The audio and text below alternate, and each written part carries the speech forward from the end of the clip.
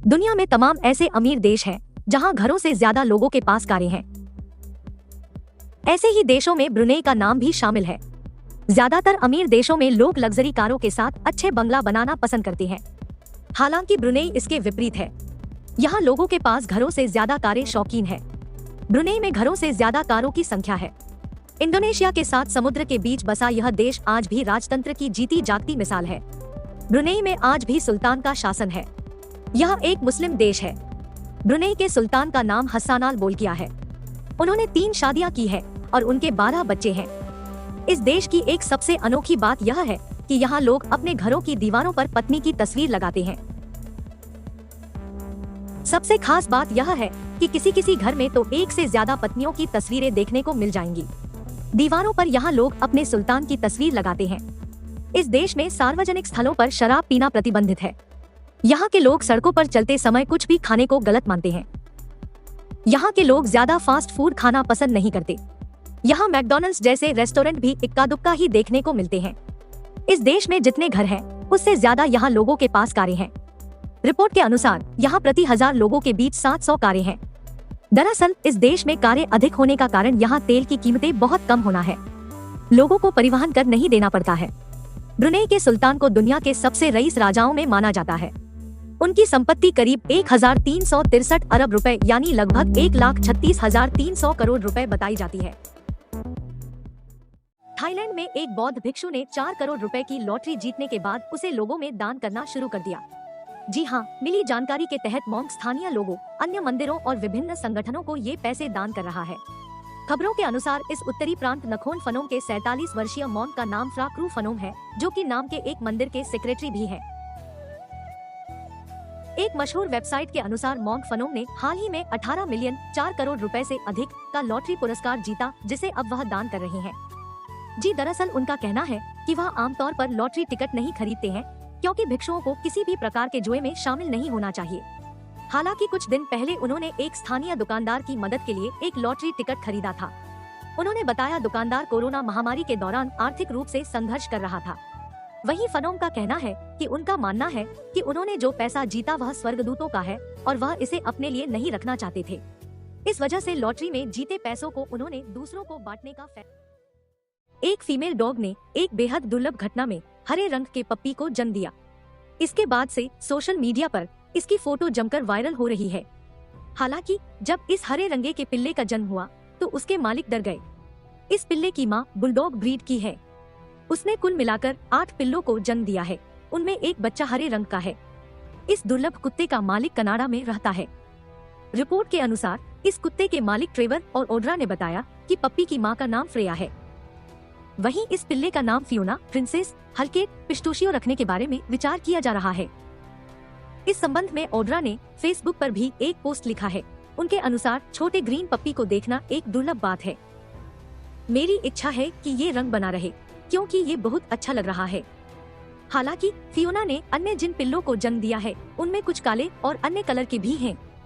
वहीं कुत्ते के मालिक ने ये आशंका भी जाहिर की है कि कुत्ते का ये हरा रंग गर्भ में ग्रीन बाइल बिलवर्डिन की वजह से हुआ होगा। सोमवार को आनंद महिंद्रा ने अपने ट्विटर अकाउंट से एक 8 सेकेंड का वीडियो पोस्ट किया है।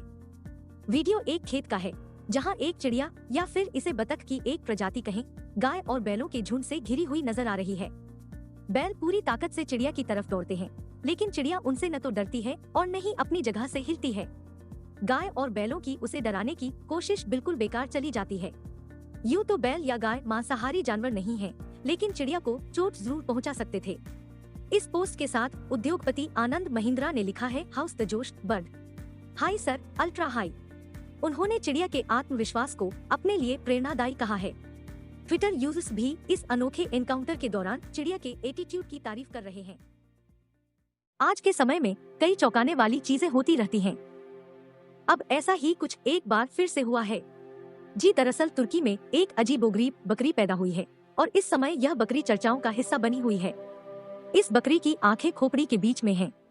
आप देख सकते हैं, इस अजीबोगरीब बकरी को देखकर उसका मालिक भी हैरान रह गया। वहीं बकरी के मालिक का कहना है कि वो बीते 25 साल से जानवर पाल रहा है, लेकिन उसने कभी ऐसा जानवर नहीं देखा जिसकी आंखें उसके सिर के बीचों बीच हों।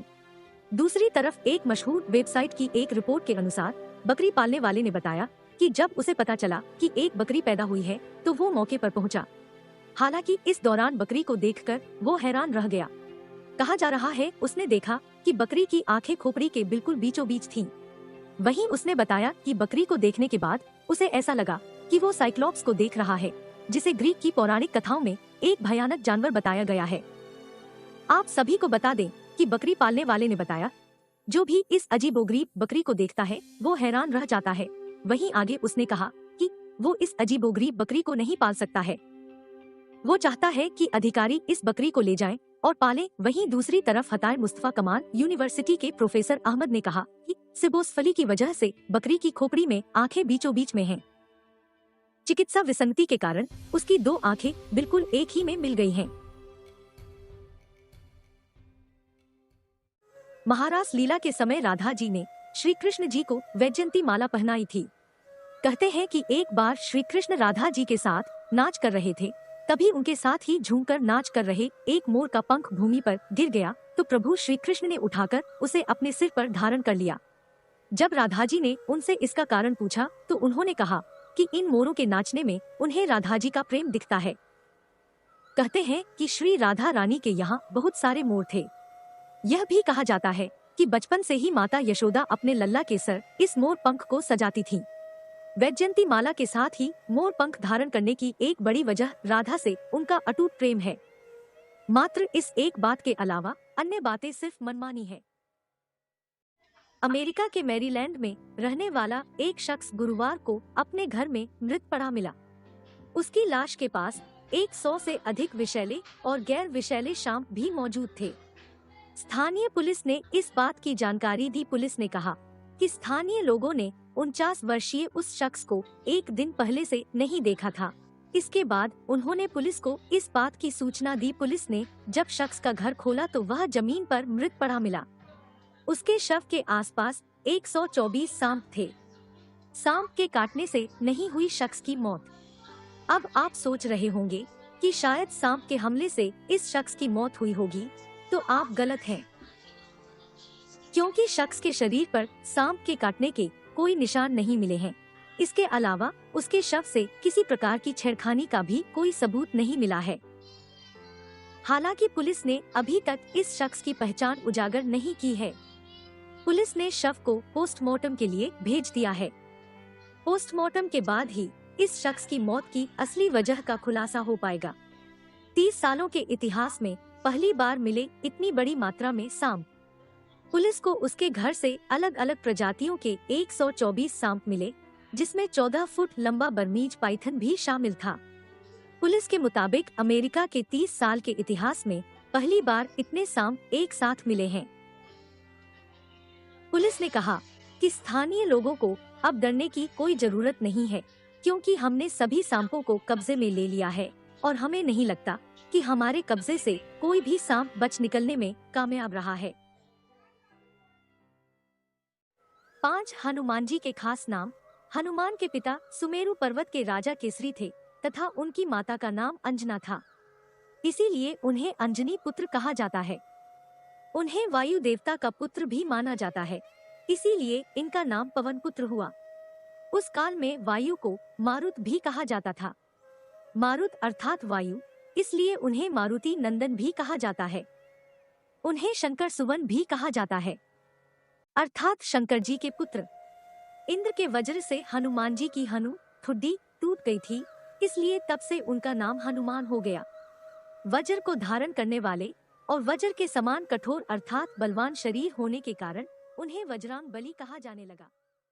मृत्यु से 2 से 3 दिन पहले व्यक्ति को किसी साय का अपने साथ होने जैसा एहसास होने लगता है।